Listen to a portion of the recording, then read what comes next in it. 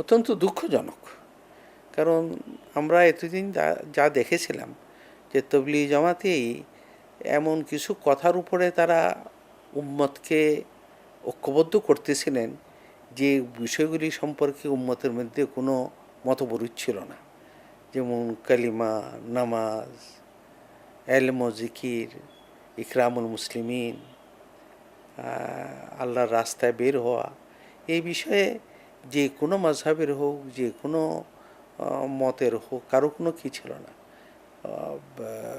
কোনো বিরোধিতা বা ভিন্ন ছিল না। এত সত্ত্বেও ইদানিং এসে তাদের একটা মানে কার্য পরিচালনার ক্ষেত্রে কোন নীতি গ্রহণ করবে, শূরার নীতি গ্রহণ করবে না এমারতের নীতি গ্রহণ করবে, এই নিয়ে তাদের মধ্যে একটা বিরাট বিভক্তি সৃষ্টি হয়ে গেছে। অথচ শরীয়তে এমারতকে যেমন অস্বীকার করে নাই আমির হওয়াকে, শূরাকেও অস্বীকার করে নাই।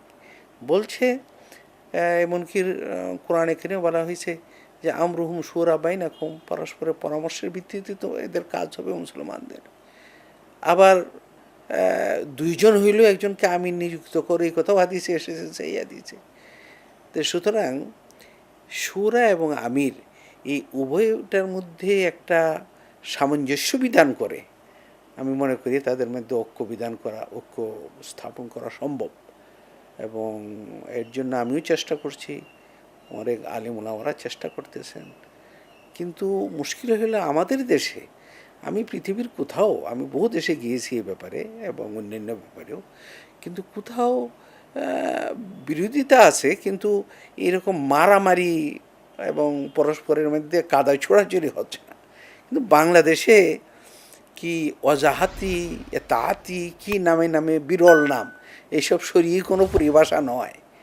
এই নিয়ে পরস্পরের মধ্যে ঝগড়া ফেসাদ মারামারি, একদল আরেক দলকে মসজিদ থেকে বের করে দিচ্ছে। অথচ তবলিগি জামাতের কাজ ছিল, আম্বিয়া একরামের কাজ ছিল যে মানুষকে মসজিদে আনা, মসজিদ থেকে বের করে দেওয়া না।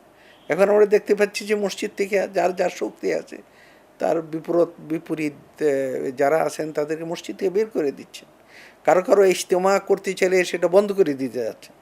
অথচ সেইখানেও ওই কলিমা নামাজ জিকিরেরই আলোচনা হইতো।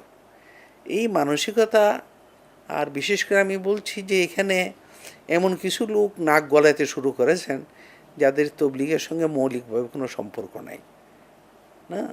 তাই এই নাক গলানোটা যদি বন্ধ হয় তাহলে আমার মনে হয় তাদের মধ্যে আবার সে ঐক্য স্থাপন হইতে পারে।